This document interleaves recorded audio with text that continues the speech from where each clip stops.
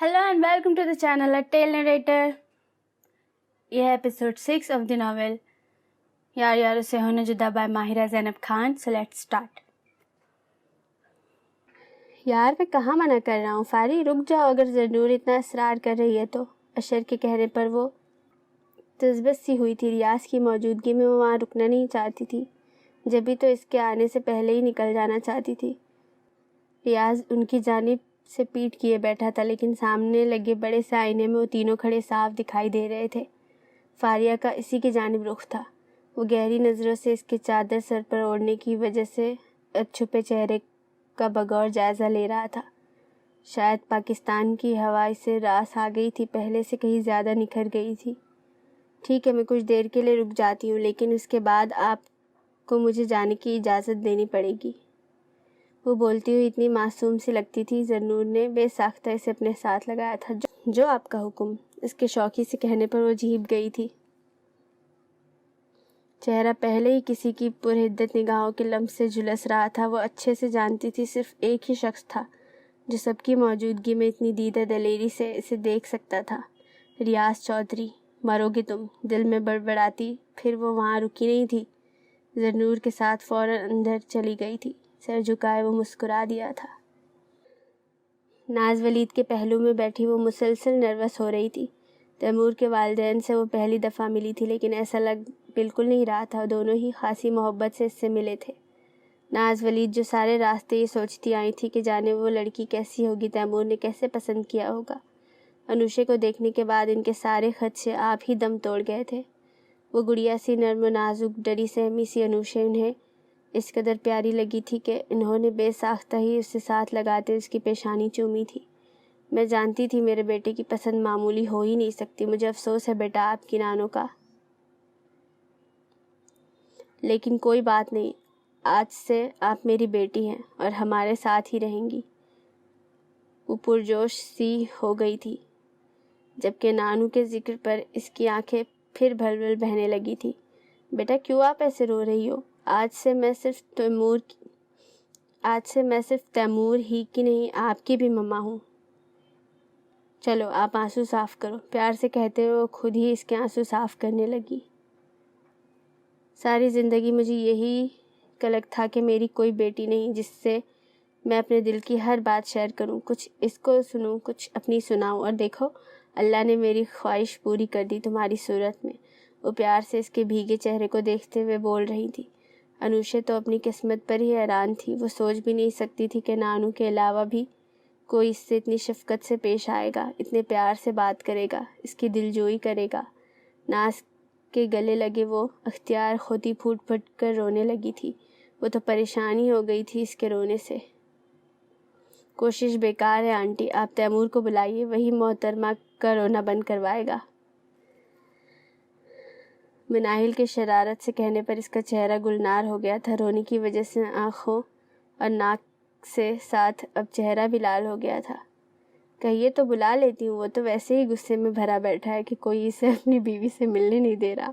लहवा के हंसते हुए कहने पर वो झीप गई थी. नाज वलीद इनकी शरारत पर मुस्कुरा दी थी. अरमान तुम्हारा फ़ोन कहाँ है? इन लोगों से बातें करते हुए अदील खानज़ादा के अचानक से पूछने पर वो गड़बड़ाया था. नज़र सीधी ही थोड़ी दूर मुलाजमा के साथ डाइनिंग टेबल पर खाना लगाती ज़रनूर की तरफ गई थी, जो बेसाख्ता उमड़ती मुस्कुराहट को छुपाने को चेहरा झुका गई थी. चार्ज हो रहा है डैड. नज़रें मिलाए बगैर इसने नॉर्मल से अंदाज में झूठ कहा था. अब ये तो कह नहीं सकता था कि आपकी बहू ने छीन लिया. जब ही तो मैं कहूँ ये आज हमारे साथ कैसे बैठा है और इस पर ये कि बातें भी कर रहा है. अशर के शरारत से कहने पर इसने घूरा था. अच्छा ये लो, हयात की 10 कॉल्स आ चुकी हैं. मुझे तुमसे बात करना चाह रही, किसी फ़ाइल का पूछ रही थी. अदील साहब ने अपना फ़ोन इसकी जानिब बढ़ाया था.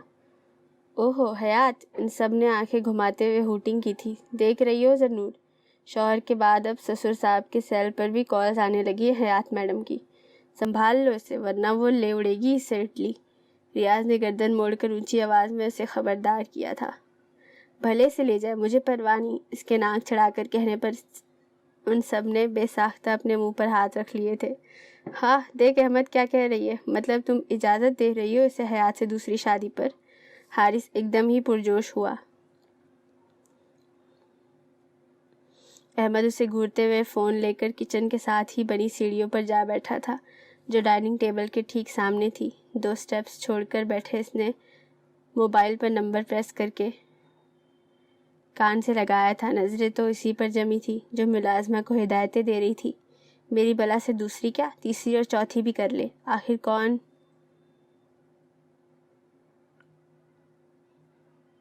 کو ان کا رائٹ ہے، لیکن شادی کے بعد آپ سب ان کے مرڈر کی خبر سننے کے لیے پہلے سے تیار رہیے گا کہ دوسری شادی کے فوراً بعد کسی نے سر میں ہتھوڑے مار کر قتل کر دیا۔ میں نے ٹھیک کہا نا احمد؟ معصومیت کے ریکارڈ توڑتے ہوئے اس نے آنکھیں پٹپٹاتے ہوئے کہا تھا۔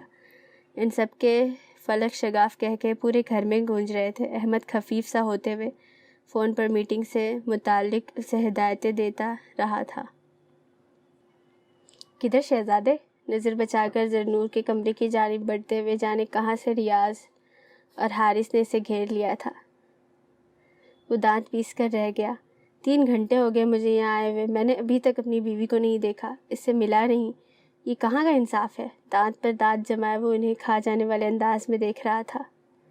بیٹا یہ نکاح کرنے سے پہلے سوچنا چاہیے تھا، اور ویسے بھی تیری بیوی پر اس وقت 3-4 چڑیلوں کا قبضہ ہے جو تجھے کسی صورت اس سے ملنے نہ دیں گی۔ بہتر ہے تو اپنی جگہ واپس جا کر بیٹھ جا۔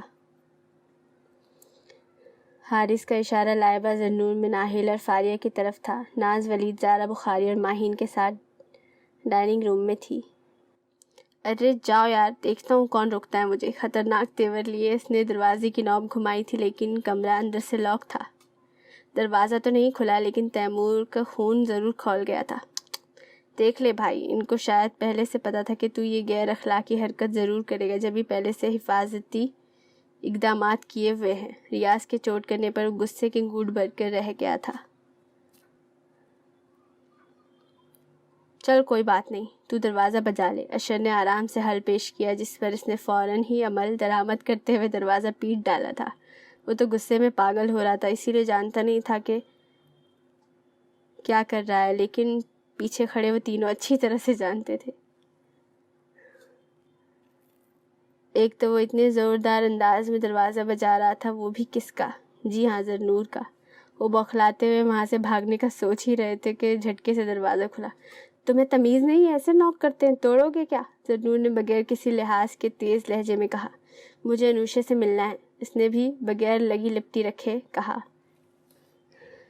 وہ انوشے سو رہی ہے۔ زرنور نے پورا دروازہ نہیں کھولا تھا، صرف سر باہر نکالا ہوا، اس لیے کوئی دیکھ نہیں پا رہا تھا کہ وہاں ہو کیا رہا ہے۔ دیکھو زرنور، میں صرف 5 منٹ کے لیے ملوں گا، میں نے کل سے اسے دیکھا بھی نہیں۔ تیمور کے التجائی انداز پر اس نے بمشکل مسکراہٹ چھپائی تھی، لیکن ان تینوں نے ایسی کوئی کوشش نہیں کی تھی۔ زرنور کے آنکھیں دکھانے کی بھی پرواہ کیے بغیر دل کھول کر ہنستے وہ مسلسل اس کا ریکارڈ لگا رہے تھے۔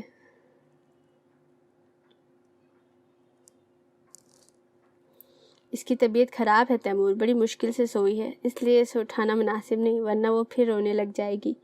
لیکن تم فکر مت کرو، وہ جیسے ہی اٹھے گی میں تمہیں بلا لوں گی۔ اب بھاگو یہاں سے۔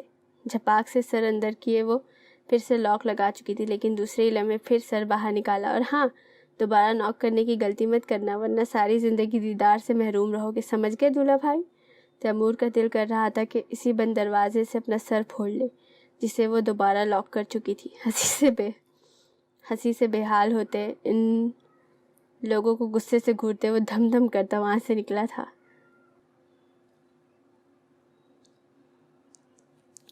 بری سی شکل بنائے وہ بیزاری سے ڈرائیونگ کر رہا تھا۔ اسے جتنا برا سیاست میں حصہ لینا لگتا تھا، شاید اس سے زیادہ برا کچھ اور نہیں لگتا تھا۔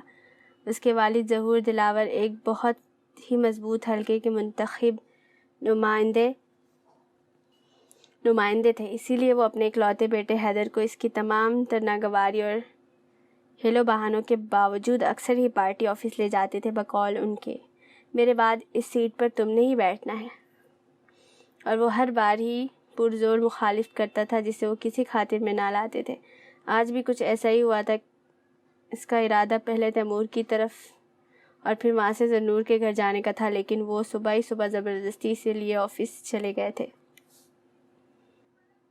جب انہیں حیدر کو کہیں اپنے ساتھ لے جانا ہوتا تو وہ ایک دن پہلے ہی بتا دیتے، جس کے اگلے دن وہ ان کے جاگنے سے پہلے ہی 9-11 ہو جاتا، یا پھر امپورٹنٹ کلاس یا پھر پریکٹیکل کا بہانہ بنا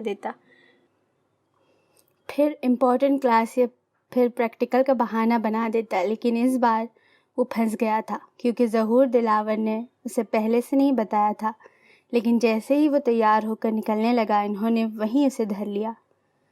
وہاں جا کر تو وہ سخت بیزار ہوا تھا۔ اب اسے کیا دلچسپی ہو سکتی تھی بوڑھے بوڑھے سیاست دانوں، کیمپین مینیجر اور دیگر سٹاف سے ملنے اور عوام کو درپیش مسائل سن کر ان کے حل کے بارے میں جاننے کی۔ سب سے بڑی چیز مخالف پارٹی کے خلاف مواد مل جانے پر وہ کیوں کر خوشی سے بے قابو ہو جاتا۔ لیکن پھر اپنے باپ کی گھوریوں کے باعث اپنی ڈھیروں ناگواری چھپاتے ہوئے اس نے ایک چھوٹی سی سپیچ کر ہی دی تھی، جس کا آدھے سے زیادہ مٹیریل اس کے باپ کا ہی تھا، جو وہ کبھی کبھی ٹی وی پر ان کے ٹاک شوز میں سنتا رہتا تھا۔ خیر، اس ٹوٹی پھوٹی تقریر پر بھی جی بھر کے اس کے لیے تالیاں پیٹی گئی، مبارکباد دی گئی۔ وہ الگ بات کہ کچھ نے تو اسے اگلے M&A کے طور پر ابھی سے قبول کر لیا تھا۔ کہیں 2 بجے کے قریب جا کر ظہور صاحب نے اس پر ترس کھاتے ہوئے جانے کی اجازت دی تھی۔ وہ تو لمحہ ضائع کیے بنا فوراً سے گاڑی بھگا لے گیا تھا، حالانکہ سب نے کافی اصرار کیا تھا کہ کھانا تو کھا کر جائے۔ آخر کو بالخصوص اس کے لیے دعوت کا اہتمام کیا تھا، لیکن اس نے شائستگی سے معذرت کر لی تھی۔ ابھی گاڑی ڈرائیو کرتے ہوئے بھی اس کے ذہن میں لوڈ شیڈنگ اور ٹوٹی سڑکیں ہی گھوم رہی تھی۔ حد یار، چکراتے سر کو اس نے بمشکل تھاما تھا۔ ایک تو نیوی بلو شلوار قمیص پہنے، دونوں آستینوں کے کف بند کیے، آنکھوں پر ڈارک گلاسز لگائے، شریف بچہ بنا وہ خاصا پیارا لگ رہا تھا۔ اسے یاد بھی نہیں تھا کہ اس نے کتنی تعداد میں آج لوگوں کے ساتھ سیلفیز بنوائی ہیں۔ اب جو بھی سنتا کہ یہ ظہور دلاور کا بیٹا ہے، فوراً ہی موبائل میں کیمرہ لگاتے، اس کے پاس پہنچ کر ایک سیلفی کی فرمائش داغ دیتے۔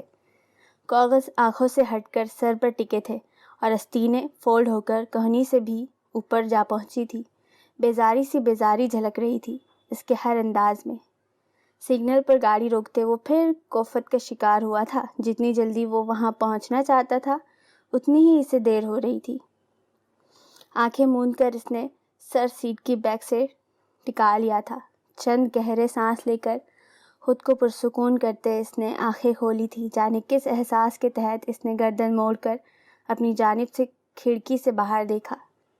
سگنل ابھی تک بند تھا۔ وہاں سامنے کوئی شاپنگ پلازا تھا اور اس کی پارکنگ لاٹ میں کھڑی اس لڑکی پر اسے یشفا کا گمان ہوا تھا۔ وہ چونک کر سیدھا ہوا۔ حیدر اسے پہچان گیا تھا۔ وہ وہیں تھی، لیکن اکیلی نہیں تھی، ساتھ میں راہم بھی تھا۔ وہ اسے صرف احمد کے دوست کی حیثیت سے ہی جانتا تھا۔ اس کی تیوریاں چڑھی تھی، ایک تو راہم کے ساتھ ہونے پر اور دوسرا اس کی ڈریسنگ پر، جس نے ہمیشہ کی طرح بلیک ٹائٹس پر بلیک ہی کلر کا گھٹنوں سے ذرا نیچے تک جاتا ٹاپ پہن رکھا تھا۔ چھوٹا سا اسکارف گلے میں بے پرواہی سے پڑا تھا،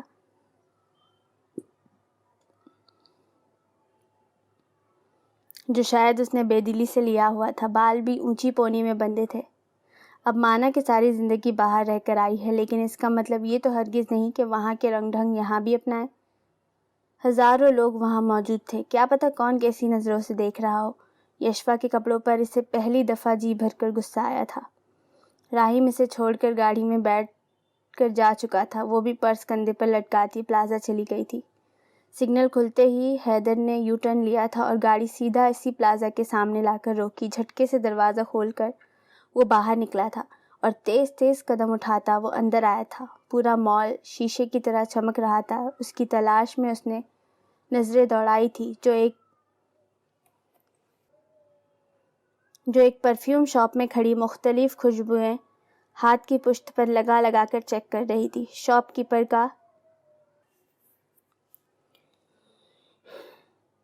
کیپر کا انداز دیکھ کر اس کی رگیں تن گئی تھی، جو یشفا کو دیکھ کر مسکراتے ہوئے اپنے ساتھ کھڑے دوسرے لڑکے کی طرف دیکھ کر آنکھوں ہی آنکھوں میں اشارے کر رہا تھا۔ اس کی برداشت سے باہر ہو رہا تھا یہ سب۔ وہ فوراً اندر کی جانب بڑھا۔ پہلے ہی کلوتھ شاپ سے بڑی لیکن سادی سی کریم کلر کی چادر خرید لایا جس کے صرف کنارے ہی میرون کلر کے دھاگوں سے بنے ہوئے تھے۔ وہ سیدھا اس کی طرف آیا تھا جو ابھی بھی وہیں کھڑی تھی۔ اف، تم یہاں ہو؟ اور میں تمہیں کب سے ڈھونڈ رہا ہوں۔ حیدر نے اس کے شانوں پر چادر پھیلا کر اپنے گھیرے میں لیتے ہوئے ایسے کہا جیسے نہ جانے کتنی اچھی انڈرسٹینڈنگ ہو دونوں کی۔ یشفا حیرت سے حیدر کو اور اس چادر کو دیکھ رہی تھی جس میں وہ پوری چھپ گئی تھی۔ تم یہاں کیا کر رہے ہو؟ اور یہ؟ اس سے پہلے کہ وہ کچھ کہہ کر چادر ہٹا دیتی، حیدر نے مزید اسے قریب کیا تھا۔ باہر چل کر بات کریں؟ حیدر نے دانت پیستے لیکن بظاہر مسکراتے ہوئے کہا تھا۔ یہ کیا حرکت ہے حیدر؟ چھوڑو مجھے۔ قہر بار نگاہ ان دونوں سیلز بوائز پر ڈالتے وہ اسے اپنے ساتھ گھسیٹتے باہر لے آیا تھا جو اس کی انٹری پر بدمزہ سے ہوئے تھے۔ دل کر رہا ہے ایک رکھ کر تھپڑ لگاؤں تمہارے منہ پر۔ وہ دونوں مال کے اندر ہی تھے لیکن قدرے سنسان گوشے میں۔ وہ تو بلبلا ہی اٹھی تھی، ایک تو اس سے پرفیوم نہیں خریدنے دیے، زبردستی چادر پہنا کر یہاں لے آیا اور اب تھپڑ مارنے کی بھی بات کر رہا ہے۔ دماغ تو نہیں خراب ہو گیا تمہارا؟ ایک تو میرا پیچھا کرتے یہاں پہنچ گیا اور اوپر سے یہ۔ اس نے ناگواری سے شانوں پر پڑی اس چادر کو دیکھا تھا۔ پوچھ سکتی ہوں کیوں کی ہے تم نے یہ گھٹیا حرکت؟ کاش کہ یہ گھٹیا حرکت تم خود کر لیتی۔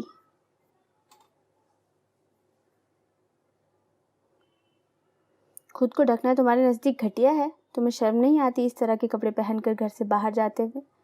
ہزاروں روپے ایسے ہی خرچ کر دیتی اور ڈھنگ کے کپڑے نہیں خرید سکتی؟ اس کی آواز اونچی نہیں تھی لیکن لہجہ ضرور تیز تھا۔ اس کے لفظوں کی کاٹ سے اس کا چہرہ دھواں دھواں ہو رہا تھا۔ آئندہ اگر تم مجھے ان واہیات کپڑوں میں نظر آئی تو پھر دیکھنا کیا کرتا ہوں تمہارے ساتھ۔ اتنے درست لہجے میں وہ اسے دھمکی دے رہا تھا۔ یشفا حمین کو دھمکی دے رہا تھا جس سے آج تک کسی نے سخت انداز میں بات تک نہ کی تھی۔ وہ اس پر غصہ ہو رہا تھا، وہ بھی صرف اس کے کپڑوں کی وجہ سے۔ لمحے میں اس کی آنکھیں لال انگار ہوئی تھی۔ تم باپ نہیں ہو میرے، نہ ہی میں تمہاری سرونٹ ہوں۔ بہتر ہوگا کہ اپنی اوقات میں رہ کر بات کیا کرو مجھ سے۔ آئندہ اگر تم نے مجھے چھونے کی کوشش کی تو تم دیکھنا پھر۔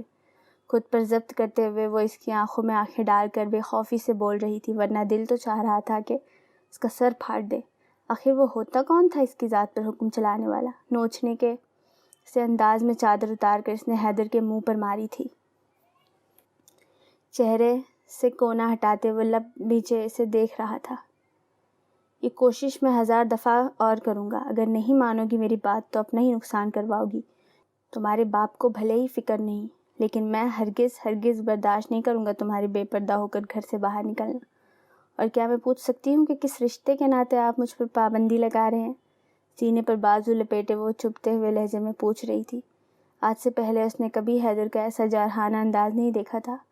اس کا سر تو پہلے ہی دکھ رہا تھا، مزید اس کی ہٹ دھرمی کے باعث دکھنے لگا تھا۔ موڈ الگ خراب ہو چکا تھا۔ بتا دوں گا میری جان، اتنی بھی کیا جلدی ہے؟ فی الحال تو یہ پہنو اور باہر آؤ، میں ویٹ کر رہا ہوں۔ معنی خیز سے کہہ کر چادر اس پر اچھالتے ہوئے وہ جانے کو مڑا تھا لیکن اس کے سخت آواز پر پنجوں کے بل واپس پلٹا۔ میں کہیں نہیں جا رہی تمہارے ساتھ۔ کوئی بات نہیں، میں لے جاتا ہوں۔ حیدر نے اچانک ہی اس کا بازو پکڑ لیا تھا۔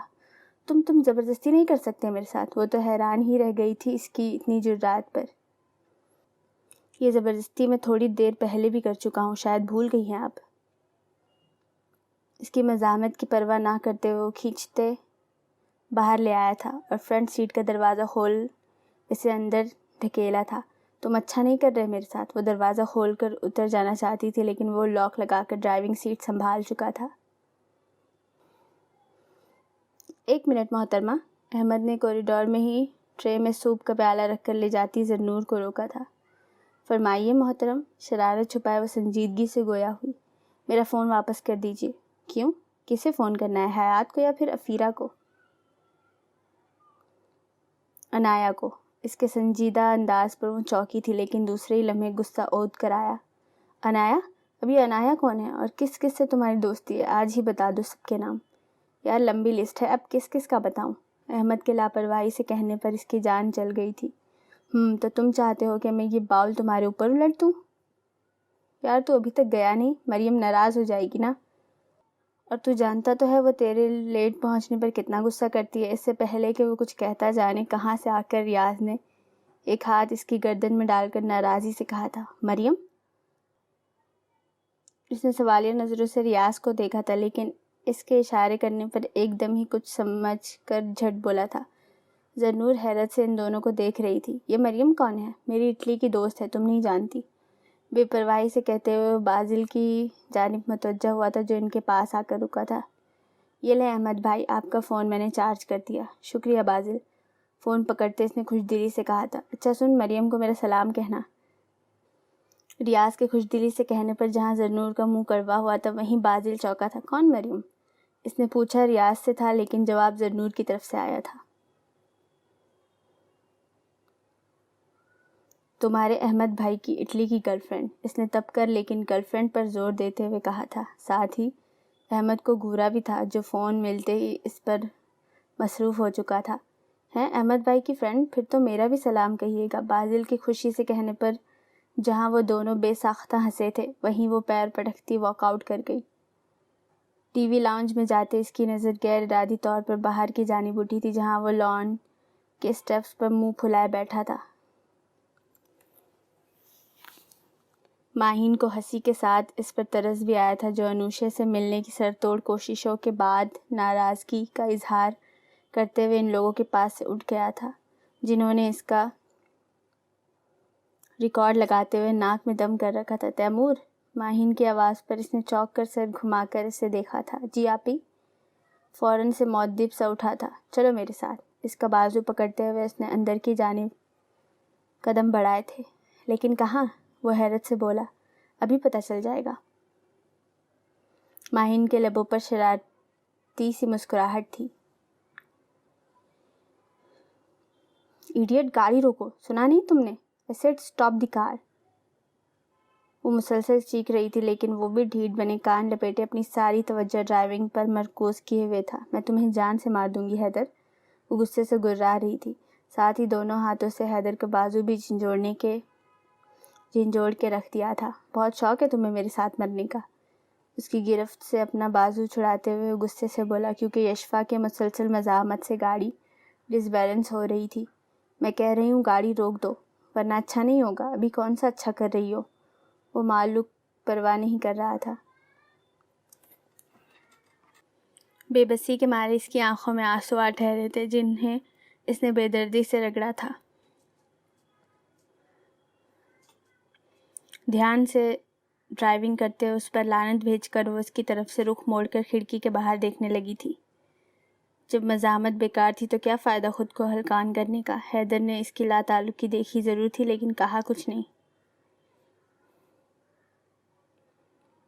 اچھا ہے کچھ دیر خاموش رہے۔ جانے پہچانے راستوں پر گاڑی دوڑتے دیکھ وہ چوکی تھی۔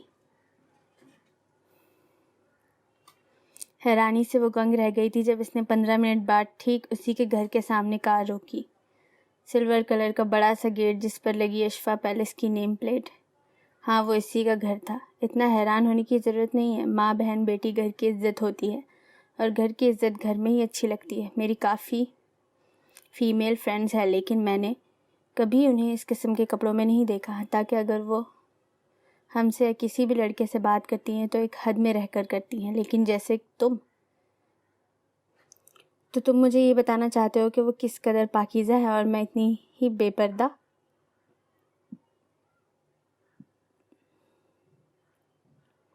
اس کی بات کاٹ کر وہ زخمی نظروں سے اسٹیئرنگ پر جمے اس کے ہاتھوں کو دیکھتے ہوئے بولی تھی۔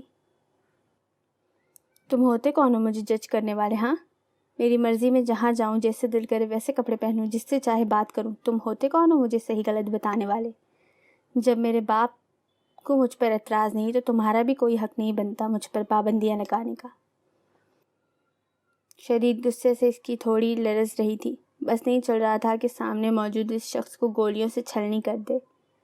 حیدر نے سکون سے اس کی ساری بات سنی تھی۔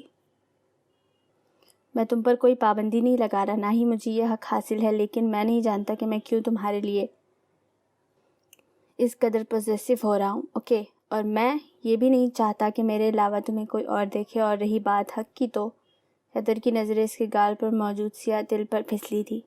وہ بھی میں بہت جلد حاصل کر لوں گا۔ اس کے ٹھوس انداز پر وہ محض غصے اور بے بسی کے گھونٹ بھر کر رہ گئی تھی۔ میرا وقت بھی تو آئے گا نا؟ حیدر نے اس کی جانب جھکتے ہوئے لاک کھول دیا تھا۔ وہ جو اس کے جھکنے پر ناگواری سے پیچھے کو ہوئی تھی، اب قہر بار نگاہ اس پر ڈالتی سرحد سے دروازہ کھول کر اترنے اور زور سے بند کرنے کے بعد جلدی سے گیٹ کھول کر اندر چلی گئی تھی۔ بے خبری میں وہ کریم کلر کی چادر بھی اپنے ساتھ ہی لے گئی تھی جو حیدر نے دوسری مرتبہ اس کے شانوں پر ڈالی تھی۔ سر سے گوگلز اتار کر آنکھوں پر لگاتے ہوئے اس نے سیٹی پر شوق دھن بجاتے پھر سے کار سٹارٹ کی تھی۔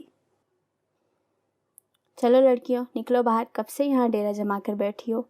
نوب گھما کر اندر آتے اس نے مصنوعی گھوری سے ان سب کو نوازا تھا جو خاصے آرام دہ انداز میں بیڈ پر براجمان باتیں کرنے کے ساتھ ساتھ انوشے کی دلجوئی میں مصروف تھی۔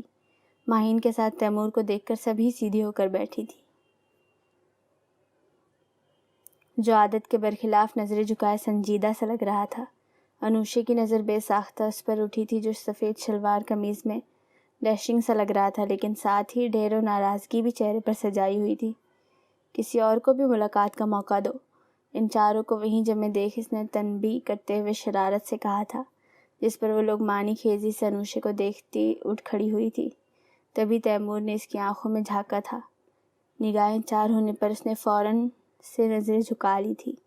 ٹھیک ہے تیمور میاں، صرف 20 منٹ ہے تمہارے پاس، جتنی بھی حکایت دل بیان کرنی ہے کر دو۔ ماہین کے چھیڑنے پر وہ جھیپ گیا تھا۔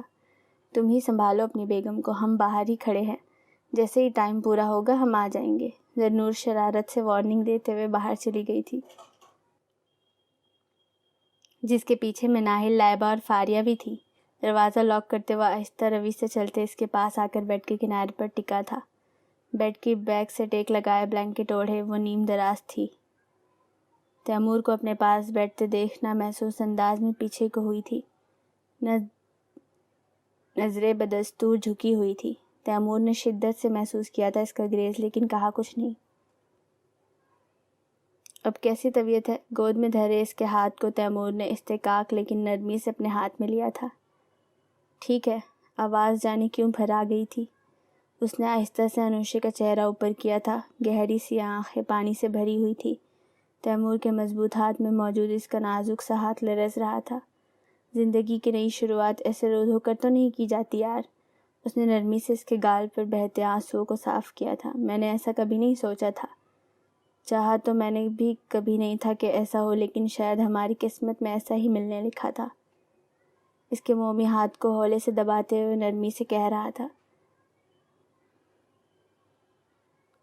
مما چاہتی ہے کہ تمہیں ابھی گھر لے جائیں، لیکن زارا آنٹی تمہیں بھیجنے پر راضی نہیں۔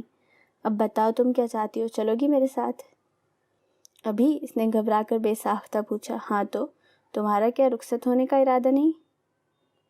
اس کا انداز چھیڑنے والا تھا۔ ابھی ڈرائنگ روم میں یہی بحث چل رہی ہے، لیکن آخری فیصلہ تو تمہارا ہی ہوگا۔ میں نہیں جانا چاہتی ابھی، یہ سب اتنا اچانک سے ہوا، مجھے کچھ وقت لگے گا۔ وہ دھیمے انداز میں لب کاٹتے ہوئے بولی کہ کہیں اسے برا نہ لگ جائے۔ کوئی بات نہیں، تمہیں جتنا ٹائم چاہیے لے سکتی ہو، لیکن یہ مت بھولنا کہ تم نے آنا میرے پاس ہی ہے۔ اس کی پرشوق نظریں اپنے چہرے پر جمے دیکھ وہ کنفیوز سی ہو رہی تھی۔ وہ انکل اور آنٹی نے تمہیں کچھ کہا نہیں؟ میرا مطلب ڈانٹا نہیں ایسے شادی کرنے پر؟ انوشے نے اس کا دھیان خود پر سے ہٹانے کے لیے پوچھا تھا۔ اشارہ ان کے نکاح کی طرف ہی تھا۔ ساتھ ہی اس نے آہستہ سے اپنا ہاتھ اس کی گرفت سے نکالنے کی کوشش کی تھی جو وہ چھوڑنے پر راضی نہیں تھا۔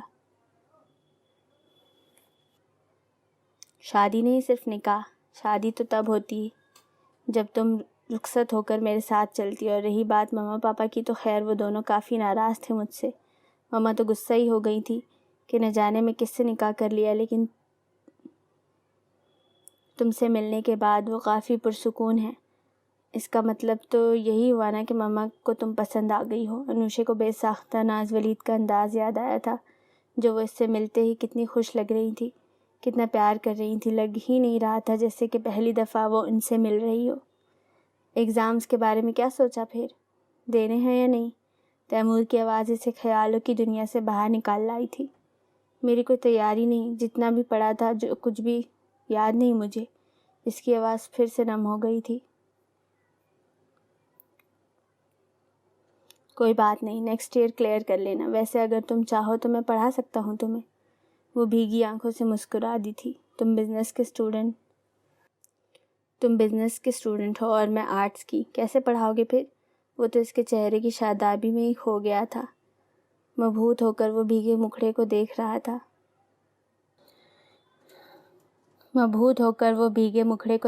تھا۔ بزنس کے علاوہ بھی میں کافی کچھ پڑھا سکتا ہوں اگر تم پڑھنا چاہو تو۔ اس نے خاصی ذومانی بات کہی تھی۔ اب تم جاؤ، سب کیا سوچ رہے ہوں گے کہ اتنی دیر سے تم یہاں بیٹھے ہو؟ وہ گڑبڑا کے بولی۔ مزید اس کی نظروں کا سامنا کرنے کی ہمت نہیں تھی اس میں۔ کوئی کچھ نہیں سوچتا، ہاں لیکن تم زبردستی مجھے یہاں سے نکالنا چاہو تو یہ اور بات ہے۔ وہ چھیڑنے سے باز نہیں آیا۔ پلیز تیمور، وہ ملتجی انداز میں گویا ہوئی، اب ایسے کہو گی تو تمہیں اپنے ساتھ ہی لے جاؤں گا۔ ایک ہاتھ میں اس کا ہاتھ تھامے دوسرے سے اس نے قمیص کی جیب سے ایک کیس نکالا تھا، پھر اسے کھول کر ایک جگمگ کرتی سرخ یاقوت سے مزین ڈائمنڈ کے رنگ نکال کر اس کی انگلی میں سجا دی تھی۔ تمہارا نکاح کا تحفہ۔ اس کا ہاتھ اٹھا کر نظروں کے سامنے کر کے تنقیدی انداز میں دیکھنے کے بعد اس نے مسکراتے ہوئے کہا تھا، اب زیادہ اچھی لگ رہی ہے۔ تم بتاؤ کیسی لگی؟ بہت خوبصورت ہے۔ اسے سچ میں وہ نازک سی انگوٹھی بہت پسند آئی تھی۔ ہاں ہے تو صحیح، لیکن میری بیوی سے زیادہ نہیں۔ وہ پھر شوقی سے بولا، کچھ زیادہ ہی نہیں پھیلنے لگے تم؟ اس نے مصنوعی گھور کر کہا۔ اب تو باقاعدہ پرمٹ مل چکا ہے میڈم۔ خوشی تو اس کے انگ انگ سے جھلک رہی تھی۔ آخر کو اس کا عشق، اس کا جنون ہمیشہ کے لیے ہم سفر جو بن چکا تھا۔ کیا کھانا کھانے کے بعد چائے پلانے کی روایت ختم ہو چکی ہے؟ ڈائننگ ٹیبل کی چیئر گھسیٹ کر ماہین کے سامنے بیٹھتے ہوئے بیزاری سے بولا تھا۔ آنکھیں الگ بوجھل ہو رہی تھی۔ یا اللہ، تم لوگ کیا چائے کے نشئی ہو؟ کیا اشر، تیمور اور وہ حیدر جسے دیکھو بس دن رات چائے پلاتے رہو، اور وہاں اگر حارث کو چائے نہ دو تو ان صاحب کی آنکھیں نہیں کھلتی۔ شامی کباب کی ٹکیا بنا کر ٹرے میں رکھتے ماہین نے تعجب سے کہا تھا۔ اس کی ویسے بھی نہیں کھلتی، مناہل نے کہا۔ ویسے ایک چائے لور کو آپ فراموش کر گئی ہیں بھابھی۔ کسے؟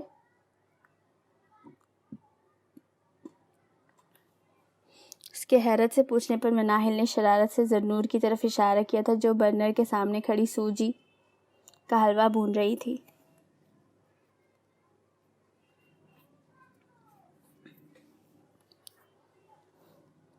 یہ تو ان سب کی بھی سردار ہے۔ ماہین کے کہنے پر وہ سب ہی ہنس دی تھی۔ بھابھی چائے۔ ریاض نے ٹیبل بجا کر اسے پھر سے اپنی جانب متوجہ کیا تھا۔ صبر کر جاؤ لڑکے، بنا تو رہی ہے فاریہ ہیں۔ وہ جو کرسی پر ڈھیلا سا بیٹھا تھا سنبھل کر سیدھا ہوا۔ چائے کی طلب میں یہاں وہاں دیکھے بغیر وہ سیدھا ماہین کے پاس آیا تھا۔ اب جو گردن گھما کر اندر دیکھا تو کاؤنٹر کے سامنے سے زرنور اور فاریہ کھڑی دکھائی دی تھی، لیکن بدمزہ ہوتے ہوئے اس نے نظروں کا زاویہ بدل لیا تھا۔ ایک اشر کم تھا جو اب یہ 100 گز کی چادر بھی۔ ریاض، تمہیں چائے اتنی ہی پسند ہے تو پھر کسی کو لے کیوں نہیں آتے جو تمہیں صبح شام کے علاوہ بھی چائے بنا بنا کر پلاتی رہے؟ لائبہ کے چھیڑنے پر وہ سب بھی متوجہ ہوئی تھی۔ مطلب کسے لے آؤں؟ وہ ناسمجھی سے بولا۔ سر میں جیسے ٹیس سے اٹھ رہی تھی۔ ڈفر، شادی کر لو اور بیوی کو لے آؤ، پھر وہ پوری کرے گی تمہاری چائے کی فرمائشیں۔ مناہل کے کہنے پر وہ لوگ بھی ہنسنے لگی تھی۔ ویسے آئیڈیا تو برا نہیں، زرنور نے بھی اپنا حصہ ڈالا۔ مجھے کون دے گا اپنی لڑکی؟ وہ سرد آہ بھرتے ہوئے بولا۔ ہائے، کیوں نہیں دے گا؟ آخر کمی کیا ہے میرے ویرے میں؟ تم نام لو لڑکی کا، ابھی جا کر اس کا ہاتھ مانگ آئیں گے۔ لائبہ فوراً ہی پرجوش ہو گئی تھی۔ سچی لائبہ؟ وہ اس سے بھی زیادہ پرجوش ہوا۔ ہاں ہاں، تم بس نام بتاؤ، اگر کوئی پسند ہے تو۔ پسند تو مجھے ہے، لیکن جانے دو، تمہارے بس کی بات نہیں، افسردگی سے کہتے وہ پیچھے کو ٹیک لگا کر بیٹھا تھا۔ یہ کیا بات کر دی تم نے؟ میں نے کہا نا، تم بس مجھے اس کا اتا پتہ بتاؤ، باقی میرا کام ہے۔ وہ کمر کس کر میدان میں اتر آئی تھی۔ نام تو میں تمہیں صحیح وقت آنے پر بتاؤں گا، لیکن سوچ لو پھر۔ بعد میں مکر مت جانا، اگر نہ کر سکوں تو بولنا، اس نے ناک چڑھا کر فخر سے کہا تھا۔ وہ سر جھکائے مسکرا دیا تھا۔ چلو تھوڑا تو رستہ آسان ہوا، اس سے وعدہ کرنے سے پہلے ایک دفعہ سوچ لو لائبہ کہیں لینے کے دینے نہ پڑ جائے، اور ریاض چودھری تو ویسے ہی جان کو آ جاتا ہے، اور جب تک اسے اپنی من پسند چیز نہ مل جائے یہ اپنے ساتھ ساتھ دوسروں کا بھی چین و سکون غارت کیے رکھتا ہے۔ حلوے پر بادام پستے کی ہوائیاں چھڑکتے ہوئے ذنور نے ریاض کو جھیڑتے ہوئے کہا تھا،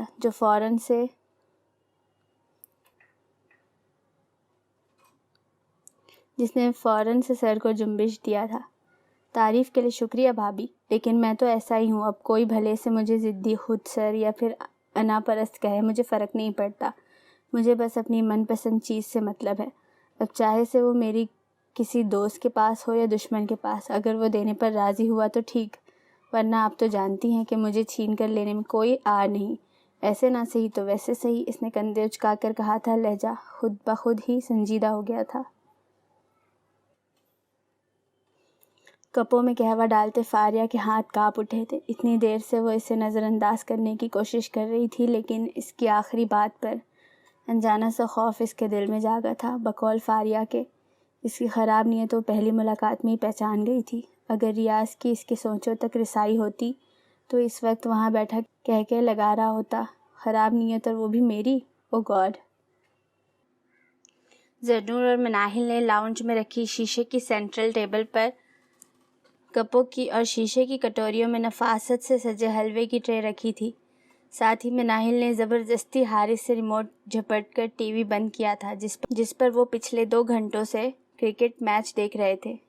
یار تھوڑا سا رہ گیا تھا، اشر نے بدمزہ ہوتے ہوئے کہا۔ 1 گھنٹے سے یہی کہے جا رہے ہو، ذنور نے گھور کر کہا۔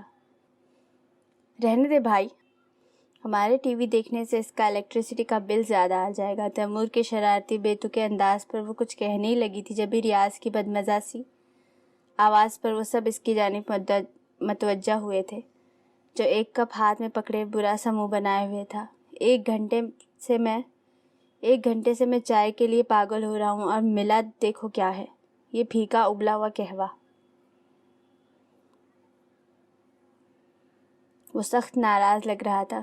ابے گدھے، یہ پھیکا ابلا ہوا نہیں، پشاور کا اسپیشل الائچی قہوہ ہے۔ وہ اشر کی پہنچ سے دور سنگل صوفے پر بیٹھا تھا، جبھی اس نے کہتے ہوئے ایک کشن اسے کھینچ کر مارا تھا۔ ہاں ریاض، تم چیک تو کرو، سچ میں بہت ٹیسٹی ہے، معاف کرو، مجھے کوئی شوگر نہیں جو یہ پھیکا قہوہ پیوں۔ یہ لو یہ گڑ کی ڈلی، منہ میں رکھ لو، پھر پینے میں مزہ آئے گا۔ لائبہ نے ایک پلیٹ اس کی طرف بڑھائی تھی جس میں گڑ کے چھوٹے چھوٹے ٹکڑے رکھے تھے۔ اس نے بے دلی سے ایک پیس اٹھا کر منہ میں ڈالا تھا اور پھر قہوے کا کپ لبوں سے لگا کر گھونٹ بھرا تھا۔ اس کے چہرے پر پسندیدگی کے رنگ نمایاں ہوئے تھے۔ ٹیسٹ تو واقعی میں لاجواب ہے۔ اس نے ایک اور گھونٹ بھرا۔ تھوڑی دیر پہلے کی چھائی کثافت اب چھٹ چکی تھی۔ فاریہ کے ہاتھ میں ذائقہ بہت ہے، میں نے بھی 1-2 بار ٹرائی کیا تھا، لیکن مجال ہے جو یہ ذائقہ آ جائے۔ حلوے کی چمچ بھر کر منہ میں رکھتے ہوئے لائبہ نے حسرت سے کہا تھا، بھئی یہ ان پٹھانوں کی ڈش ہے، اور میرے خیال سے تو ان دونوں پٹھانوں میں سے صرف فاریہ ہی ٹھیک سے بنا سکتی ہے، کیونکہ پہلی بات تو پٹھان مرد یہ اشر کبھی ہاتھ پیر نہیں ہلائے گا، سدا کا سست اور کاہل، اور دوسرا یہ اب پٹھان کہیں سے لگتا نہیں۔ حارث نے اشر پر چوٹ کرتے ہوئے کہا تھا۔ کیوں بے، میں کہاں سے پٹھان نہیں لگتا؟ وہ فوراً تیوری چڑھا کر سیدھا ہو بیٹھا۔ میں بتاتا ہوں، دیکھ، پہلے تو یہ کہ تو نسوار نہیں کھاتا، اس نے شہادت کی انگلی اٹھا کر کہنے کے بعد ایک اور انگلی اٹھائی، اور دوسرا یہ کہ تو پشتو نہیں بولتا، اور تیسرا تو پشاوری کھانے بھی نہیں کھاتا، اور سب سے بڑی وجہ تو پشتو میں گالیاں بھی نہیں دیتا۔ آخری بات تیمور نے شرارت سے کہی تھی۔ میں اتفاق کرتا ہوں، وہ ہنس پڑا، لیکن میں 10 سال کا تھا جب پشاور سے کراچی آیا، اور اب تو 14-15 سال ہو گئے مجھے یہاں رہتے ہوئے۔ مکمل طور پر رنگ چکا ہوں میں کراچی کے رنگ میں، لیکن یہ مت بھولنا پٹھان کی غیرت جاگنے میں وقت نہیں لگتا۔ بھلے اوپر سے میں کیسا ہی بن جاؤں، لیکن اندر سے تو ایک پٹھان ہی رہوں گا، اور فطرت بھی کبھی بدلا کرتی ہے۔ امیزنگ۔ اشر کے تفصیلی جواب پر حارث نے تالیاں پیٹ کر مصنوعی ستائش سے کہا، لگتا ہے انوشے نے اسے 2 جوتے نہیں لگائے جبھی اتنا بول رہا ہے۔ ریاض نے وہی کشن اٹھا کر اس کے منہ پر مارا تھا جو کچھ دیر پہلے اشر نے اس کی سمت اچھالا تھا۔ ذنور نے آنکھوں ہی آنکھوں میں لائبہ اور مناہل کو اشارے کیے تھے، جسے سمجھتے ہوئے ان دونوں نے مسکراہٹ دباتے ہوئے سر ازوات میں ہلایا تھا۔ کیسا لگا کہوا؟ لائبہ اپنی جگہ سے اٹھ کر اس کے برابر والے سنگل صوفے پر براجمان ہو چکی تھی۔ ریاض کو اندازہ نہیں تھا کہ وہ موبائل پر نیوز فیڈ دیکھتے دیکھتے 3 کپ پی چکا ہے۔ کافی اچھا ہے، اس نے ستائش سے کہا۔ نظریں بدستور اسکرین پر ہی جمی تھی۔ کتنا اچھا؟ کشن گود میں رکھتے ہوئے مناہل نے ابرو اچکاتے ہوئے شرارت سے پوچھا۔ کی پیڈ پر ٹائپنگ کرتے اس کی انگلیاں رکی تھی۔ نظر اٹھا کر اس نے سامنے دیکھا تو مشکل سے تھوک نگلتے سیدھا ہو کر بیٹھا۔ انداز میں ہلکی سی گھبراہٹ تھی، جیسے چوری پکڑے جانے کا خدشہ ہو۔ وہ تینوں بھی تو ٹھیک اس کے سامنے معنی خیزی سے مسکراتے ہوئے آنکھوں ہی آنکھوں میں اشارے کرتی اسے تک رہی تھی۔ پھنس گیا بیٹا، اس نے خود سے کہا۔ یہ لو ریاض، ذنور نے خوش دلی سے کہتے ہوئے ایک کپ مزید اس کی جانب بڑھایا تھا۔ نہیں اس کی ضرورت نہیں، اس نے جلدی سے منع کرتے کنکھیوں سے تیمور، حارث اور اشر کو دیکھا تھا جو اپنی ہی کسی بحث میں الجھے تھے، ان کی طرف متوجہ نہ تھے۔ کوئی بات نہیں، لے لو ریاض، جہاں 3 کپ پی لیے وہاں ایک اور صحیح۔ لائبہ نے زبردستی کپ اس کے ہاتھ میں پکڑا دیا۔ تم رباب آنٹی کی پریشانی ختم کیوں نہیں کر دیتے؟ کون سی پریشانی؟ کپ میں چمچ گھماتے ہوئے اس نے حیرت سے مناہل سے پوچھا۔ شادی والی؟ ذنور نے آنکھیں گھمائی۔ جب نصیب میں لکھا ہوگا ہو جائے گی، اس نے لاپرواہی سے کہتے ہوئے کپ ہونٹوں سے لگایا تھا، لیکن دوسرے ہی لمحے مناہل کی بات پر چھو لگ گیا۔ جیسے نظریں چار ہوئی اور محبت ہوئی، ایسے شادی بھی ہو جائے گا۔ لائبہ نے جلدی سے اسے پانی کا گلاس پکڑایا۔ تمہیں نہیں کہہ رہی بدھو، وہ اپنی اور حارث کی بات کر رہی ہے۔ ذنور نے اسے مصنوعی آنکھیں دکھائی، لیکن لبوں پر شرارت ہنوز موجود تھی۔ ٹیشو سے لب تھپتھپاتا وہ فوراً ہی اٹھ کھڑا ہوا۔ ان لڑکیوں سے کچھ بعید نہیں تھی، کچھ بھی اگلوا سکتی تھی منہ سے۔ ارے کدھر بیٹھو تو صحیح، ارے رکو تو۔ لائبہ نے اسے لاؤنج کے دروازے پر ہی جا لیا۔ اگر کہو تو بات چلائیں، سچ مجھے تو کوئی اعتراض نہیں تمہیں اپنا نندوئی بنانے پر۔ لائبہ تو پرجوش سی ہو گئی تھی۔ مجھے کوئی انٹرسٹ نہیں تمہاری نند میں۔ لہجے کو بے نیاز بناتے فولڈ کی گئی استینوں کو ٹھیک کرتے ہوئے کف بند کر رہا تھا۔ جبھی 3 کپ قہوے پی گئے؟ سوری 4۔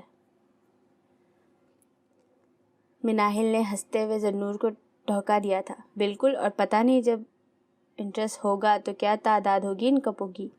ریاض کا صحیح معنوں میں اپنا سر پیٹ لینے کا دل کیا تھا۔ جانے کہاں بھول چوک ہوئی اور یہ چڑیلیں اس کے سر پڑ گئی تھی، اور ان چڑیلوں کو ان تینوں نے بھی دیکھا تھا۔ آیت الکرسی پڑھ لے۔ ان کے نرگے میں بری طرح پھنسے ریاض کو دیکھ کر حارث نے ہانک لگا کر مفید مشورہ دیا تھا۔ لائبہ، ذنور، مناہل، ایسا کچھ بھی نہیں ہے جیسا تم لوگ سوچ رہی ہو۔ وہ ایک ایک لفظ پر زور دیتے ہوئے بولا۔ ایسا کچھ نہیں تو پھر روشنی ڈالو ان 4 کپوں پر۔ مناہل کی بات پر ان دونوں نے بھی ہاں میں ہاں ملائی تھی۔ یار مجھے بس اچھا لگا اور میں نے پی لیا، دیٹس اٹ۔ تم لوگ تو پیچھے ہی پڑ گئی ہو۔ وہ زچ ہو گیا تھا، جان چھڑوا کر بس بھاگ جانا چاہتا تھا، کہیں راز دل کسی پر عیاں نہ ہو جائے۔ ان تینوں نے رخ موڑ کر ڈرائنگ روم میں سے عاطف، آریہ اور ماہین کو دیکھا تھا جو کسی بات پر ہنس رہی تھی، اور دیکھا تو ریاض نے بھی تھا، لیکن پھر جلد ہی خود کو بے نیاز کر لیا۔ اسے دیکھ کر ہوش کھو دینے کا نہ وہ موقع تھا اور نہ ہی محل۔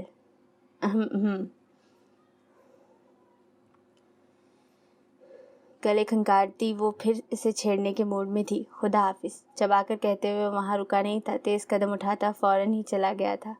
پیچھے ان کی ہنسی کی جھنکار ہر سو گونج رہی تھی۔ یا اللہ خیر، یہ میں ہمیشہ راستہ بھٹک کر بھوتنیوں کے ڈیرے پر کیوں آ جاتا ہوں؟ ان کا ارادہ اب فاریہ کی خبر لینے کا تھا، لیکن نوارد کی آواز پر چوک کے مڑی، جہاں حیدر محتاط انداز میں دونوں ہاتھ سامنے کوٹھا ڈرنے کی ایکٹنگ کرتے ہوئے اندر آ رہا تھا۔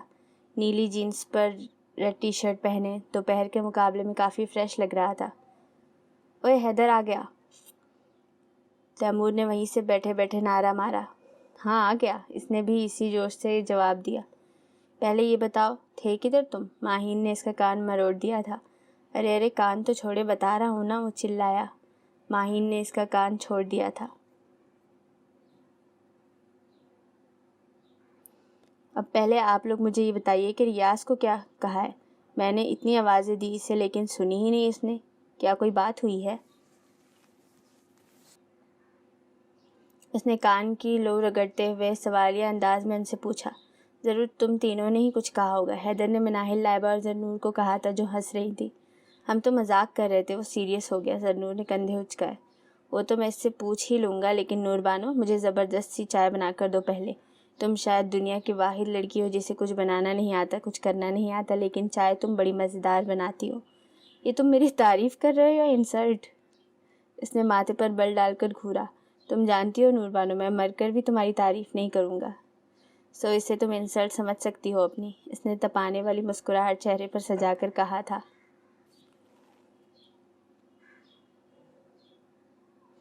اس دوران لائبہ اور مناہل فاریہ کی جانب متوجہ ہو چکی تھی. زہر کتنی چمچ ڈالوں؟ زرنور نے بھی اسی کے انداز میں کہا. اس کی ضرورت نہیں، تم اپنی انگلی گھما دینا، اور یقین کرو اگر اس کا صرف ایک گھونٹ بھی کسی آدم خور جن کو پلا دیا نا تو وہ وہیں تڑپ تڑپ کر اپنی جان دے دے گا، اور اس کے سارے چیلے تمہیں اپنا آقا نامزد کر لیں گے. اوہ کیا منظر ہوگا جب سارے جنات تمہیں اپنی ملکہ بنا کر ساتھ لے جا رہے ہوں گے. آنکھیں میچے وہ تصور کرتے خاصا لطف اندوز ہو رہا تھا. کر لی بکواس؟ اس نے گھورتے ہوئے پوچھا. تمہاری شان میں بکواس کرتے ہوئے تو میں پوری رات یہیں کھڑے کھڑے بتا سکتا ہوں ڈیئر نور بانو. ریاض وہاں موجود ہوتا تو ضرور ہی حیدر کو گلے لگا لیتا. چلو اس نے میرا بدلہ پورا کر دیا. حیدر تم بیٹھو، میں بنا دیتی ہوں چائے. ماہین نے ان کی بحث ختم کرواتے ہوئے کہا. اوکے ماہین بھابھی، لیکن کھانا آپ اسی سے گرم کروائیے گا. اس سے بھی کچھ کام کروا لیا کرے. کیا مطلب؟ تم کیا ہمیشہ کی طرح بھوکے ہی آئے ہو؟ زرنور نے مصنوعی حیران انداز میں طنز کیا. ہاں بالکل، کیونکہ مجھے تمہارا بڑا خیال تھا. مجھے پتا تھا میری نور بانو میرے انتظار میں ابھی تک بھوکی پیاسی دروازے پر لٹکی میری راہ تک رہی ہوگی کہ میں آؤں تو پھر ساتھ کھانا کھائیں. اور دیکھو میرا کہا سچ ہوا، تم مجھے یہیں مل گئی. وہ اور بھی کچھ بولتا لیکن اسے خونخوار انداز میں پنجے جھاڑتے دیکھ فوراً سے چیختے ہوئے ان لوگوں کی جانب دوڑ لگا دی. وہ مغموم سی کچن کے ساتھ اوپر جاتی سٹیپس پر بیٹھی تھی، دونوں بازوؤں کو گھٹنے کے گرد باندھے. ایک کپ بھی ساتھ ہی پڑا تھا جس میں موجود چائے کپ کی ٹھنڈی ہو چکی تھی. اس نے ایک گھونٹ بھی نہ لیا تھا. کتنا مشکل ہے سارا دن خوشی کا ماسک چہرے پر سجائے رکھنا، کسی کو یہ پتہ نہ چل سکے کہ کتنی اداسیوں نے اس کے اندر ڈیرے ڈالے رکھے ہیں. اس کی سوچوں کا محور صرف احمد کے گرد ہی گھوم رہا تھا. وہ جو کہتی تھی کہ اسے کسی چیز سے فرق نہیں پڑتا تو غلط کہتی تھی.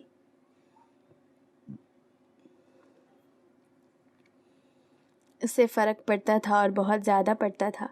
وہ اپنی چیزیں بانٹنے کی عادی نہ تھی، خاص کر وہ چیز جو اس کی من پسند ہو. بھلے سے احمد کوئی چیز نہیں تھا، ایک آزاد جیتا جاگتا انسان تھا، لیکن تھا تو زرنور کا عشق نہ. ایک رشتہ تھا ان کے درمیان جس نے دونوں کو ایک دوسرے سے باندھ رکھا تھا. وہ اس کی پہلی محبت تھا اور شاید آخری بھی. احمد کا یہ رویہ اسے دکھ دیتا تھا. اپنے علاوہ اور کسی کے ساتھ وہ اسے برداشت نہیں کر سکتی تھی. ہاں وہ اس کے لیے شدت پسند تھی کیونکہ وہ اس سے محبت کرتی تھی. ایک موتی پلکوں کی باڑ توڑ کر رخسار پر بہہ گیا تھا جسے اس نے بہنے دیا تھا.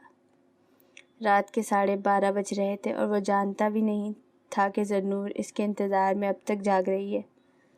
سارا گھر اندھیرے میں ڈوبا ہوا تھا. انوشے بھی کب کی سو چکی تھی. وہ خود بھی تو نیند کی کتنی دیوانی تھی. بوجھل دل لیے وہ اٹھنے کا ارادہ کر رہی تھی جب کوئی ہولے سے اس کے برابر میں بیٹھا تھا. اس نے چونک کر اپنے ساتھ بیٹھے شخص کو دیکھا، پھر لب بھینچ کر چہرے پر ڈھیروں ناراضگی طاری کر لی. ناراض ہو؟ وہ ملائمت سے پوچھ رہا تھا. نہیں. کیوں؟ کیونکہ میں تھک گئی ہوں تم سے ناراض ہو کر. لیکن میں تو نہیں تھکا تمہیں منا کر. جب بھی بار بار میرا دل توڑ دیتے ہو. نہ چاہتے ہوئے بھی انداز میں شکوہ درایا.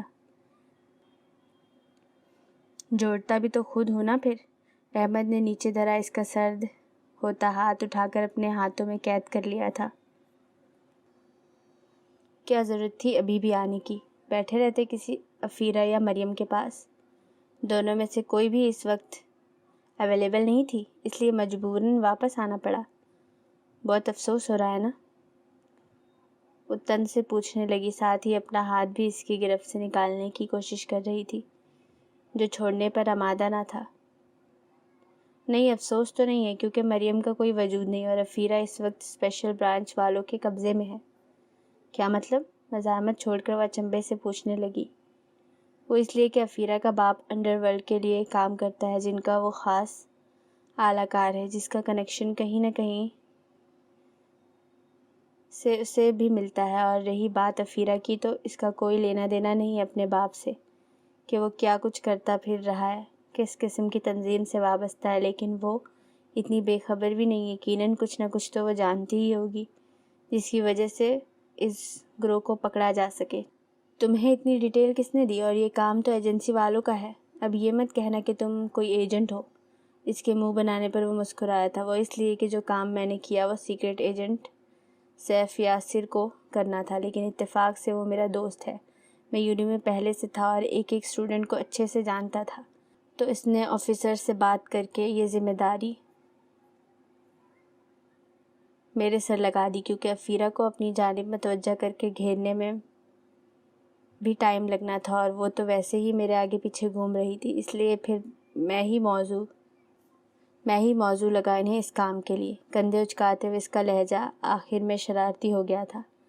اسے اپنے اندر سکون سا اترتا محسوس ہوا تھا۔ اسے کوئی مطلب نہیں تھا افیرہ کون ہے، کہاں گئی، کیا ہوا اس کے ساتھ۔ وہ جہاں کہیں بھی رہے، بس احمد سے دور رہے۔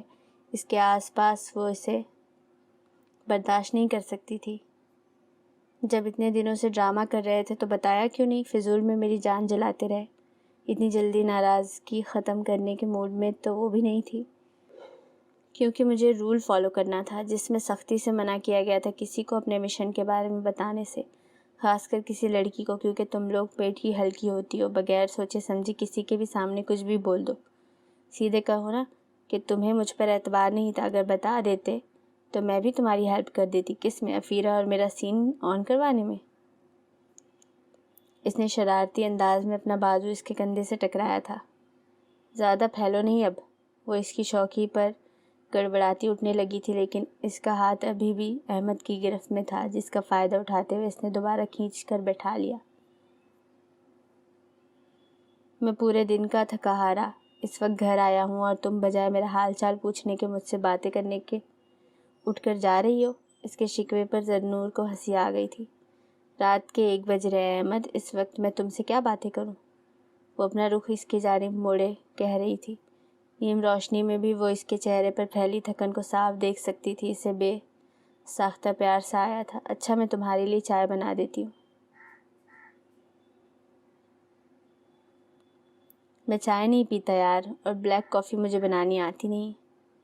اتنے برجستہ جواب پر دونوں ہی ہنس دیے تھے۔ میں بنا لوں گا، تم میرے ساتھ کھڑی ہو جانا، سیکھ بھی جاؤ گی۔ لیکن مجھے نہیں سیکھنا، میں چاہتی ہوں ہمیشہ تم ہی کافی بناؤ مجھے اپنے ساتھ کھڑا کر کے۔ اس کا انداز چھیڑنے والا تھا۔ ٹھیک ہے کوئی مسئلہ نہیں، لیکن جس دن مجھے پتہ چل گیا کہ تمہیں کافی بنانی آ گئی ہے، تو اس دن سے تمہاری ڈیوٹی میں سنبھال لوں گا، یعنی کہ ساتھ کھڑے رہ کر تنگ کرنے کی۔ جھوٹ، میں نے کب تمہیں تنگ کیا؟ وہ حیرت سے بولی۔ وہ ہلکے سے اس کی جانب جھکا تھا، اپنے گرے آنکھیں اس کے سبز کانچ جیسی آنکھوں میں گاڑی تھی۔ تم کچھ نہیں کرتی، لیکن تمہاری آنکھیں کیا میں جانتا نہیں کتنی بار میری طرف اٹھتی ہیں؟ اس کے گالوں پر حیا کی سرخی چھا گئی تھی۔ وہ صحیح کہہ رہا تھا، اتنا بے خبر وہ تھا نہیں جتنا بنتا تھا۔ تو کیا ہوا اگر میں تمہیں دیکھتی ہوں تو؟ میرا حق ہے تم پر، اس نے ناز سے گردن اٹھا کر کہا تھا۔ تم تو اپنے حق کا استعمال کرتی رہتی ہو، لیکن جس دن میں نے کیا نا، تو پھر شکایتیں مت کرنا۔ خود کو اس کے سحر سے نکالتا وہ اٹھ کھڑا ہوا تھا۔ یہ لڑکی اس پر جادو سا ہی تو کر دیتی تھی۔ آ جاؤ تمہیں کافی بنانا سکھاؤں۔ احمد نے اپنا ہاتھ اس کی طرف بڑھایا تھا۔ میں صرف ساتھ کھڑی رہوں گی۔ اس نے مسکراتے ہوئے اپنا مرمری ہاتھ اس کی چوڑی ہتھیلی پر رکھ دیا تھا۔ سارا سال بے فکری اور موج مستی میں گزارنے کے بعد موسمی پڑھاکو یونی کے کونے کونے میں بکھرے دکھائی دے رہے تھے۔ ہر کسی کی سرخ ڈوروں والی آنکھیں کئی رت جگہوں کی کہانیاں بیان کر رہی تھی۔ خیر اللہ اللہ کر کے جیسے تیسے ہوا پیپرز دے کر آ گئے۔ اب تو بس دعاؤں کا ہی سہارا تھا۔ احمد پر تو دوہری مصیبت آن پڑی تھی۔ پروفیسر کی حیثیت سے جامعہ کے متعدد کام نپٹانے کے بعد اسے راتوں کو دیر تک جاگ کر ان لوگوں کو بھی پڑھانا ہوتا تھا جو فائنلز تک کے لیے بوریا بستر سمیٹ کر اسی کے گھر شفٹ ہو گئے تھے۔ امتحان کا جن واپس بوتل میں بند ہوا تو کچھ سکون نصیب ہوا، جیسے سر سے بھاری دیوار ہٹ گئی ہو جس کے گرنے کا پل پل خدشہ رہتا ہو۔ پورا مہینہ سر جھاڑ منہ پھاڑ پھرنے والے پھر سے اپنی پرانی روٹین میں لوٹ آئے تھے۔ جامعہ میں فیئر ویل پارٹی کی تیاریاں عروج پر تھی۔ ہر کوئی ہی بڑھ چڑھ کر حصہ لیتا نظر آ رہا تھا، اس لیے مختلف گروپس میں بٹے اسٹوڈنٹس نے ہفتہ بھر پہلے سے ہی تیاریاں شروع کر دی تھی۔ کوئی ڈرامے میں پرفارم کر رہا تھا، کچھ ہینڈ میڈ کرافٹ پر کام کر رہے تھے۔ اس کے علاوہ 50 سے 60 اسٹوڈنٹس نے فلیش موب بھی تیار کر رکھا تھا۔ سب سے زیادہ محنت بھی اسی پر لگی تھی، کیوں 20 گانوں پر ایک جیسے سٹیپ پرفارم کرنا کوئی آسان کام تو نہیں تھا۔ حیدر نے بھی ایک پلے لکھا تھا مشہور مغل اعظم اکبر پر، جس کا رول وہ خود ہی کر رہا تھا۔ سلیم کا رول اس نے اشر کو دیا تھا اور انارکلی کا وقار کو۔ اس پلے میں اس نے کسی لڑکی کو نہیں لیا تھا، ہر کسی کا رول آل ٹو آل سب لڑکے ہی کر رہے تھے۔ اس کی تیاری میں انہیں پورا 1.5 ہفتہ لگا تھا۔ حارث اور تیمور کیمرے سنبھالے کچھ نہ کچھ شوٹ کرتے پھر رہے تھے۔ فیئرویل پارٹی کے لیے انہوں نے ایک چھوٹی سی 15 سے 20 منٹ کی ڈاکیومنٹری بھی بنانی تھی، جس کی شوٹنگ کا سارا کام وہ دونوں ہی سنبھالے ہوئے تھے۔ پروفیسرز و اسٹوڈنٹس کے اظہار و خیال اور پلے کے ڈائریکٹر وغیرہ کے چھوٹے چھوٹے سے انٹرویوز بھی جس میں شامل تھے۔ بالآخر وہ دن بھی آن پہنچا جس کے لیے سب نے اپنی جان لگا دی تھی۔ وہ دن یونی میں ایک افراتفری لے کر آیا تھا، ہر کوئی ہی پرجوش تھا۔ ان میں صرف ایک ریاض تھا جو پرسکون سا گراؤنڈ میں ایک طرف کرسی ڈالے بیٹھا تھا۔ لاکھ منتیں سماجت کرنے کے باوجود بھی اس نے کسی کام میں حصہ لینے سے صاف انکار کر دیا تھا۔ نتیجہ سب کے چہروں پر گھبراہٹ واضح تھی اور وہ مطمئن تھا کسی چیز کی کوئی ٹینشن نہ تھی۔ جبھی مناہل اور ذرنور اسے ڈھونڈتے ہوئے وہاں پہنچی تھی۔ ریاض بات سنو، بہت ضروری کام ہے تم سے۔ ان کے سانس پھولے ہوئے تھے۔ حیدر نے ان کو بھی اپنے ساتھ خوار کر رکھا تھا، کوئی نہ کوئی کام وہ ان کے ذمے لگا ہی دیتا تھا۔ حکم کرو میری بھابھیوں، وہ شوق انداز میں بولا۔ دونوں ہاتھ بھی سر کی پشت پر باندھے تکیہ سا بنا رکھا تھا۔ تمہیں ابھی اور اسی وقت انارکلی بننا ہوگا، انہوں نے کوئی بھی لگی لپٹی رکھے بغیر کہا تھا۔ واٹ؟ وہ حیرت سے سیدھے ہوتے چیخ پڑا تھا۔ میں انارکلی بنوں گا؟ دماغ تو نہیں خراب ہو گیا تم لوگوں کا؟ مجبوری ہے دیور جی، ہماری انارکلی نے عین وقت پر دھوکہ دے دیا۔ وقار نے آنے سے صاف منع کر دیا، کیونکہ ایک دفعہ تیمور نے اس کی جم کے پٹائی کی تھی جس کا اس نے بدلہ نکالا۔ ان دونوں کو کافی غصہ تھا اس پر، کیونکہ اس کی وجہ سے اتنے دنوں کی محنت پر پانی پھرنے والا تھا۔ میں ریاض ہوں یار، رضیہ نہیں۔ کیسے بن جاؤں انارکلی؟ اور مجھے جو ڈائلاگ، سٹوری، سینز وغیرہ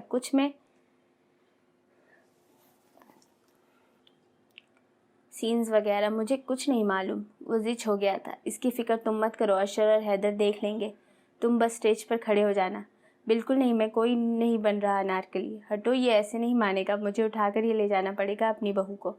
جبھی ان دونوں کو پیچھے ہٹاتے زرق برق لباس پہنے مغل اعظم بنے ہاتھ میں تلوار لہراتے ہوئے حیدر اس کی طرف بڑھا تھا۔ ریاض نے تو اس کو اپنی جانب آتے دیکھ بوکھلاہٹ میں دوڑ لگا دی تھی۔ ان دونوں نے پوری یونی گھوم لی تھی، سب نے ہی مزے لے کر یہ تماشا دیکھا تھا، کچھ نے موبائل میں بھی محفوظ کر لیا تھا۔ تلوار لہراتے اکبر بادشاہ انارکلی کے پیچھے پیچھے بھاگ رہے تھے کہ بس آج ہی اس خود سر کنیز کا نکاح اپنے شہزادے سے پڑھوانا ہے۔ بڑے سے سٹیج پر دربار سج چکا تھا، اونچی سی سجی ہوئی کرسی پر لباس پھیلائے شان و تمکنت سے گردن اکڑائے بادشاہ اکبر حیدر بیٹھے تھے۔ شہزادہ سلیم بھی اشر مغرور انداز اپنائے اس کے برابر میں براجمان تھا۔ ان کے پیچھے 2 غلام بڑے سے پنکھے آہستہ آہستہ جھل رہے تھے۔ اس کے سامنے 3-4 وزیر بھی قربانی کے بکرے کی طرح سجے، نیچے ریشم کی چادر بچھے گدوں پر گاؤں تکیوں سے ٹیک لگائے بیٹھے تھے۔ آج ہم بہت خوش ہیں، بادشاہ اکبر کی بھاری آواز دربار میں گونجی۔ کیوں مہاراج، آپ کا جی تو پاکستان میں 10 تولہ سونا نکل آیا؟ وزیر شاہ ویز نے انتہائی شائستگی سے پوچھا۔ نہیں مند بدھی، اگر ایسا ہوتا تو ہم یہاں کانٹا لگا والا ناچ کر رہے ہوتے۔ ابا حضور، پھر کیا ایسی خوشی آپ کو ملی ہے جو کانٹا لگا والا ڈانس کرنے سے روک رہی ہے؟ سلیم نے گردن موڑ کر استفسار کیا۔ یہ خوشی تم سے منسوب ہے نقلی شہزادے۔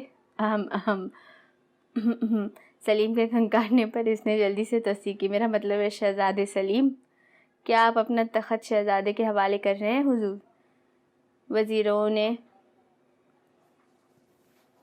وزیروں نے پوچھا۔ نہیں میرے وزیروں، ہم نے سلطنت کوفتہ کی شہزادی روح افزا سے اپنے شہزادے کا رشتہ طے کر دیا ہے۔ جلدی ہم ان دونوں کو کھول کر پی جائیں گے، ہمارا مطلب ہے کہ شادی کر دیں گے۔ سلیم کے سستے ایکسپریشن۔ وہ جھٹکے سے اٹھ کھڑا ہوا۔ یہ آپ کیا کہہ رہے ہیں ابا حضور؟ ہم روح افزا سے شادی ہرگز نہیں کریں گے۔ وہ سخت لہجے میں بولا۔ تمہاری شادی روح افزا سے ہی ہوگی سلیم، اور خبردار جو تم نے کسی بدچلن نورس یا جامع شیری کا نام لیا تو۔ سرکار، اگر سلطنت کوفتہ میں کوئی شاہی کڑاہی ٹائپ خاتون ہو تو ہماری بات بھی چلائیے، بوڑھے وزیر شاہ نے ہونٹوں پر زبان پھیرتے ہوئے کہا۔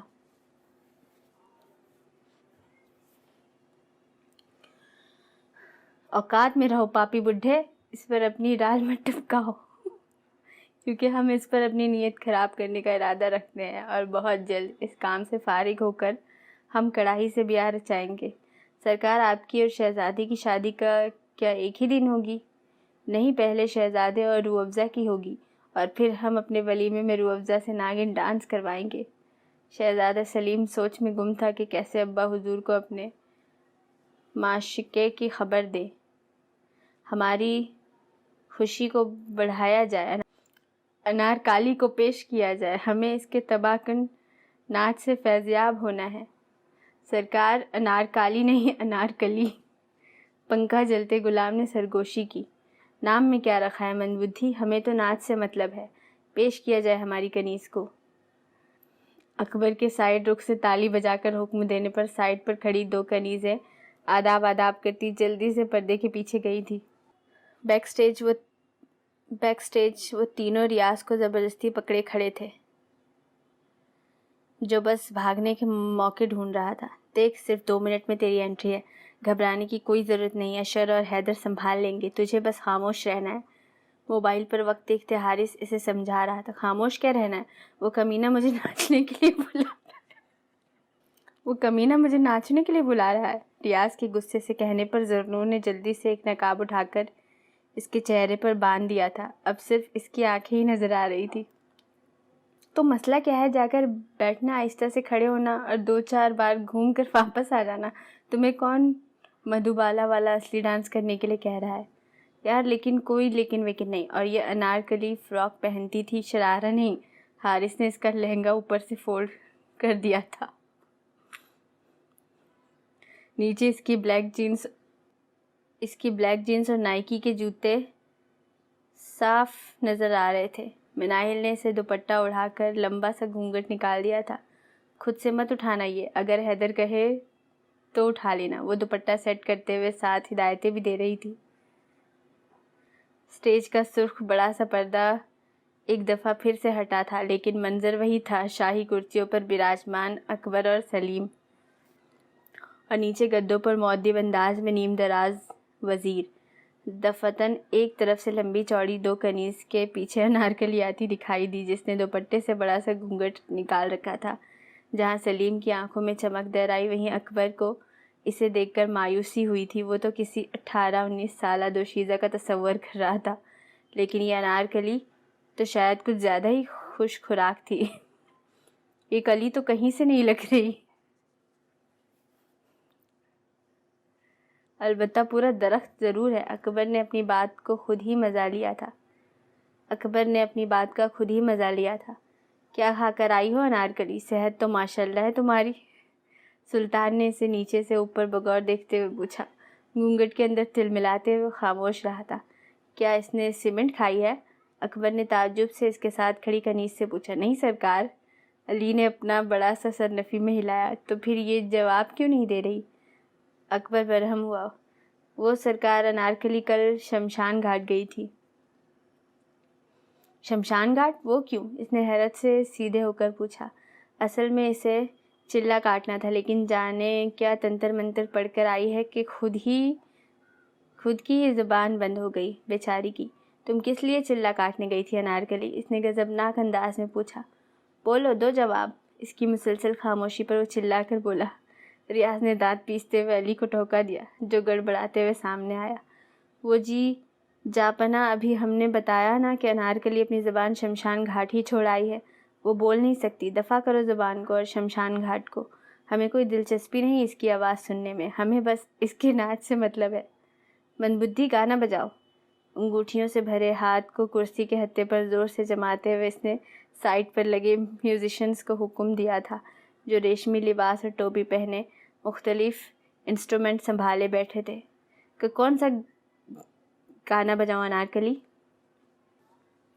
अनीस ने टोपी ठीक करते हुए दांत निकालते हुए रियाज को देखकर पूछा। अनारकली तुम्हारी माँ अनारकली तुम्हारी माँ है जो इससे पूछ रहे हो? अकबर बुरी तरह बिगड़ा था। माफ़ कर दे सरकार, वो मैंने सोचा कि नाचना जब इससे है तो इसी से पूछ लेता हूँ। दोनों हाथ जोड़े वो इजाज़त से बोला। सोचने का काम तुम्हारा नहीं पापी मूर्ख, वो हम पर छोड़ दो। तुम सिर्फ गाना बजाओ। कौन सा बजाऊं सरकार? लैला में लैला या फिर दिलबर दिलबर? ना हमें लैला पसंद है और ना ही दिलबर। तो फिर तुम बजाओ देसी पसीतो। हैं? ये पसीतो क्या है जापना? ढोल पर हाथ रखे वो हैरत से बोला। अब्बा का मतलब है 10 पसीतो। सलीम ने जल्दी से तस्दीक की थी। लेकिन हमें वो नहीं आता अलीजा। अनीस ने डरते डरते कहा। अच्छा तो फिर 2 पैग मारा और घूम जा बजाओ। 2 पैग मार और घूम जा बजाओ। खिलाफ तवक्का अकबर ने कुछ नहीं कहा। अब्बा जान, घूम जा नहीं भूल जा है, भूल जा, इसके कान में घुसकर सलीम ने कहा था। तुम क्या यहाँ गूगली बनकर बैठे हो? तुम क्या यहाँ गूगली मीन्स गूगल बनकर बैठे हो जो हमारी गलतियाँ निकाल रहे हो? इसकी जानिब रुख किए वो गुस्से से बोला। मेरी क्या मजाल अब्बा हुजूर? वो जल्दी से गड़बड़ा कर बोला। क्या बजाऊं हुजूर? भूल जा या फिर घूम जा?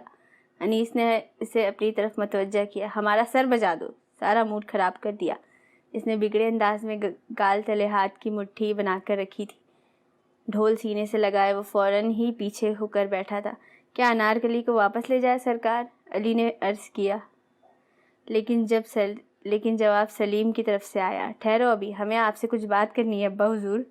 अली से कहने के बाद इसने हैदर को मुखातिब किया। करो बकवास। इसका मूड बदस्तूर ख़राब था। हमें अनारकली से शादी करनी है। वो कोई बम था जो वहाँ बैठे सब वज़ीरों और कनीज़ों पर फटा था। अपनी अपनी जगह सब उछल गए थे और उछला तो अकबर भी था, लेकिन दूसरे ही लम्हे इसने रख कर थप्पड़ इसकी गद्दी पर मारा था। मना भी किया है तुम्हें, मत बैठा करो दरबार में नशा करके। लेकिन तुमने तो जैसे ज़िद ही पकड़ ली है हमारी नाक कटवाने की। So let me know in the comment guys के एपिसोड 6 आपको कैसा लगा। लाइक कीजिए, सब्सक्राइब कीजिए, शेयर कीजिए अपने फ्रेंड्स के साथ। मिलते हैं नेक्स्ट एपिसोड में। तब तक के लिए गुड बाय।